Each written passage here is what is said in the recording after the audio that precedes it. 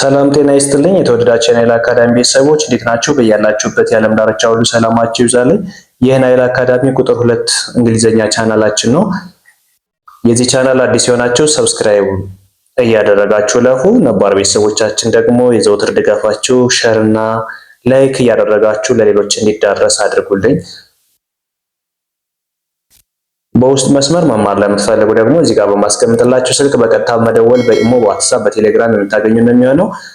አማርኛ እንግሊዘኛን ጨምሮ ሂሳብንም ሌሎችንም ቋንቋዎች በኦንላይን እያስተማርን እንገኛለን። ከሰኞ እስከ ዓርብ ባሉ የስራ ቀናቶች አማርኛ እንዲሁም እንግሊዘኛን፣ ሂሳብንም ሌሎችንም ቋንቋዎች ጨምሮ አቀላጥፋችሁ እንድትጽፉ እንድታነቡ እናደርጋለን። አማርኛን ከመሰረቱ እንግሊዘኛንም እንዲሁ ከመሰረቱ ማንበብና መጻፍ ለማትችሉ ወንድሞቻችን በአጭር ጊዜ ብቻ አቀላጥፋችሁ እንድትጽፉ እንድታነቡ እናደርጋለን። ስለዚህ ዛሬ ደግሞ ይዤላችሁ የመጣሁት ፓርትስ ኦፍ ቦዲ የሰውነት ክፍሎችን እንዴት ማወቅ እንችላለን፣ የሰውነት ክፍሎችን በአማርኛም በእንግሊዘኛም እንዴት ማወቅ እንችላለን። እነዚህ ብዙዎቻችን እንዲሁ ዝም ብለን በአማርኛ እናውቀዋለን፣ ነገር ግን በእንግሊዘኛ ምን መባል እንዳለበት ስለማናቅ ይህንን ለማወቅ ደግሞ እያንዳንዱን ከመጀመሪያው ጀምረን የምናይ ነው የሚሆነው። ረጋ ብላችሁ ከመጀመሪያው እስከ መጨረሻው አብራችሁን መቆየት ይጠበቅባችኋል። እነዚህ ቀለል ያሉ እንግሊዘኛ ቃላቶችን እንዲሁም ደግሞ ከዚህም ከፍ ስንል ደግሞ ሌሎችንም የሰራንበት ቪዲዮ ስላለ ዘወር ብላችሁ ወደኋላ ሁሉንም ማየት ትችላላችሁ። ሰብስክራይብ ካደረጋችሁ በኋላ እያንዳንዱ ቪዲዮ የሚመጣላችሁ የሚሆነው እሱን እያንዳንዱን አይታችሁ የምትማሩበትና የምትለወጡበት ይሆናል። አሁን ቀጥታ ወደ ትምህርቱ እንሄዳለን። ፓርትስ ኦፍ ቦዲ ፓርትስ ኦፍ ቦዲ የሰውነት ክፍሎች። የሰውነት ክፍሎች ከላይኛው የሰውነት ክፍል ጀምረን እስከ ታችኛው እግር ጥፍራችን ስንደርስ እያንዳንዱ ምን መባል አለበት? በአማርኛ እናውቀዋለን፣ ነገር ግን በእንግሊዘኛ ምን ይመስላል የሚሉትም ደግሞ እናንተ ረጋ ብላችሁ ልትከታተሉኝ ይገባል። ያ ማለት ከመጀመሪያው ስንጀምር የመጀመሪያው የላይኛው ፓርት ምንድን ነው የሚባለው? ራስ ነው የሚባለው አይደለ? ራስ። በእርግጥ ወደ ውስጥ ገባ ስንል የራስ ክፍሎች ደግሞ በጣም ብዙ አይነት አሉ። ነገር ግን ውጫዊ ፓርቱን ነው አሁን እያየን የምንሄደው። የሰው ልጅ ውጫዊ ፓርቱ ምን ይባላል? በእንግሊዘኛ ምን ይባላል ነው። ስለዚህ ራስ ማለት በእንግሊዘኛ ሄድ ማለት ነው። ብዙ ጊዜ ሕክምና ቤት ሄዳችሁ ሄዴች ሲባል ትሰሙ ይሆናል። ሄዴች ማለት የራስ ህመም ማለት ነው። ስለዚህ ራስ ማለት ሄድ ማለት ነው። ሄድ። ከዛ አንጎል ይላል አይደለ? አንጎል ካልነ ስድብ እንዳይመስላችሁ። አንጎል ማለት የአእምሯችን ትልቁ ክፍል ማሰብ እንድንችል እንድንንቀሳቀስ ሁሉንም ነገር ሊያዝ የሚችለው አንጎል ነው። ስለዚህ አንጎል ማለት ደግሞ ምን ማለት ነው? ብሬን ማለት ነው። ብሬን ሚንስ አንጎል ማለት ነው። ብሬን ሚንስ አንጎል ማለት ነው። ሌላው አጥንት ማለትስ ምን ማለት ነው? አጥንት ማለት ምን ማለት ነው? አጥንት ማለት ደግሞ ቦን ማለት ነው። ብዙ አይነት አጥንቶች አሉ። የእግር አጥንት፣ የእጅ አጥንት፣ ብዙ በቃ በየቦታው ላይ መገጣጠሚያ አጥንቶች ሊኖሩ ይችላሉ። እነዚህ አጥንቶች ምን እንላቸዋለን? ቦን ሚንስ አጥንት ማለት ነው። ሌላኛው ደግሞ እዚህ ጋር የምታዩት ምንድነው? ሄር ማለት ፀጉር ማለት ነው።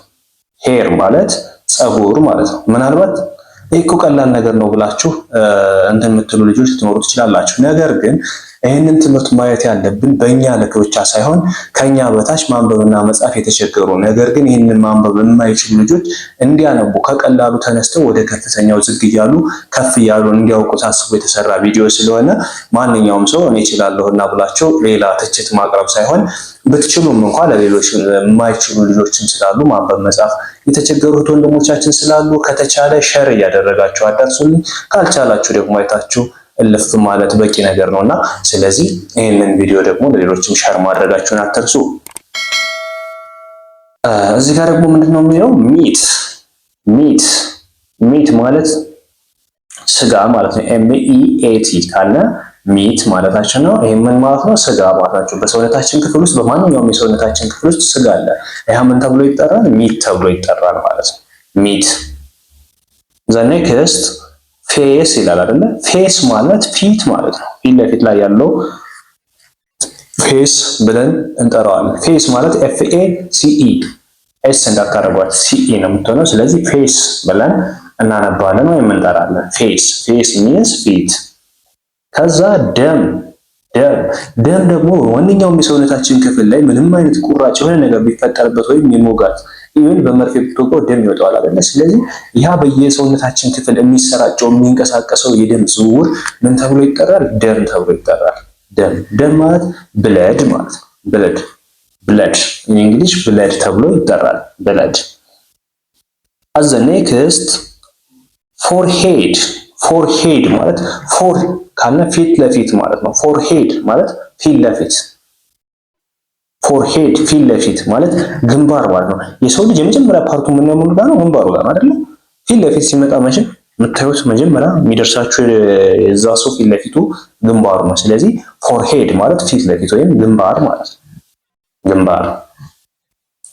as the next አይን ማለት ደግሞ ምን ማለት ነው? ኢ ኢ ኢ ዋይ ኢ ኢ ብለን ነው የምናነበው። እሺ ኢ ዋይ ኢ ከመጣ ኢ ብለን እናነበዋለን።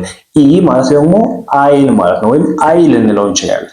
አይ እንዳናባቡ ይለያል። አንዳንዶቹ አይ ብሎ ያነቡታል፣ አንዳንዶቹ ኢ ብሎ ያነቡታል። ስለዚህ ይሄ ማለት ምን ማለት ነው? አይን ማለት አይን ማለት ነው። አይን። as the next አፍንጫ አፍንጫ እስካሁን ከዚህ ከጭንቅላታችን አልወረድንም። የጭንቅላትን ፓርቶች ነው እየዞርን እያየነው ያለን። ስለዚህ አፍንጫ ማለት ደግሞ ምን ማለት ነው? አፍንጫ ማለት በእንግሊዝኛ ኖዝ ኖዝ ኖዝ ኤስ ኢ ስናነባት ሰ ሳይሆን ዝ ብለን ነው የምናነባት። ስለዚህ ኖዝ ኖዝ ብለን እናነባታለን። ኖዝ ማለት አፍንጫ ማለት ነው። አፍንጫ። as the next ምላስ ምላስ ማለት ምን ማለት ነው?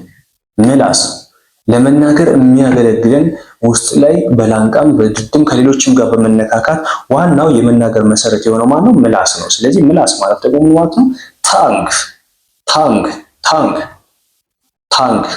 ስለዚህ ይሄ ታንግ ይባላል ማለት ነው። እዛ በኋላ የምናገኘው ደግሞ ጥርስ።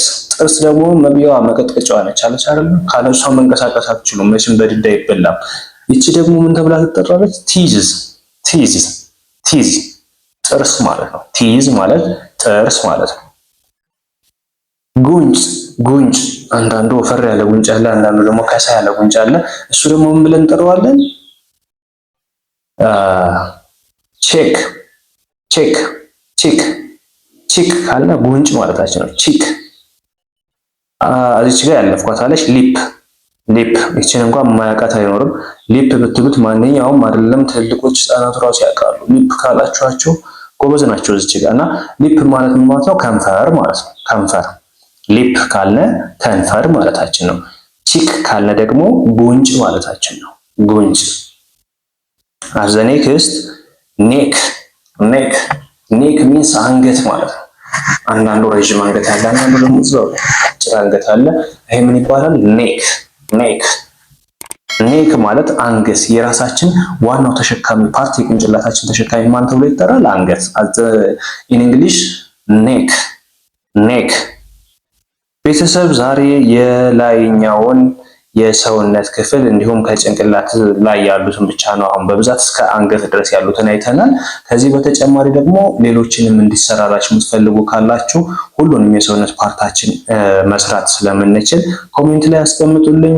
በቀላሉ እንደዚህ አድርገን የሰውነት ፓርታችንና ሌሎችንም እንግሊዘኛ ቃላቶችንም ከፍ ስንል ደግሞ ማንበብና መጻፍ እንድንችል የምናደርግበትን ብዙ ትምህርቶችን ለወደፊትም ይዘን እንመጣለን። ከዚህ በፊትም የተሰሩ ቪዲዮዎች ስላሉ እነሱን ገብታችሁ በማየት ሌሎችም ሸር እያደረጋችሁ አማርኛ እንዲሁም እንግሊዘኛ ማንበብና መጻፍ ለተቸገሩት ወንድሞቻችን አዳርሱልኝ። በአንድም በሌላ ምክንያት በልጅነታቸው ከሀገር በመውጣት አሊያም ደግሞ በስራ ምክንያት ሳይማሩ ሳያውቁ የቀሩት ወንድሞቻችን በየትኛውም ዓለም ዳርቻ ያሉ ስለሚኖሩ ለእነሱ ሼር እና ላይክ እያደረጋችሁ አዳርሱልኝ። በአጭር ጊዜ ብቻ አቀላጥፋችሁ እንድትጽፉ እንድታነቡ እናደርጋለን። በውስጥ መስመር መማር ለምትፈልጉ ከዚህ ጋር በማስቀምጥላችሁ ስልክ በቀጥታ መደወልም ሊሆን ይችላል። በኢሞ፣ በዋትስአፕ፣ በቴሌግራም በማንኛውም የሶሻል ሚዲያ አማራጮች የምታገኙ ነው የሚሆነው። በአጭር ጊዜ ብቻ ባላችሁበት ሆናችሁ በኦንላይን በእጃችሁ ስልክ ብቻ አቀላጥፋችሁ እንድትጽፉ እንድታነቡ እናደርጋለን። አብራችሁን ስለነበራችሁ ከልብ እያመሰገንኩ በሌላ ክላስ ከምንገናኝ ቸርን ሰንብት።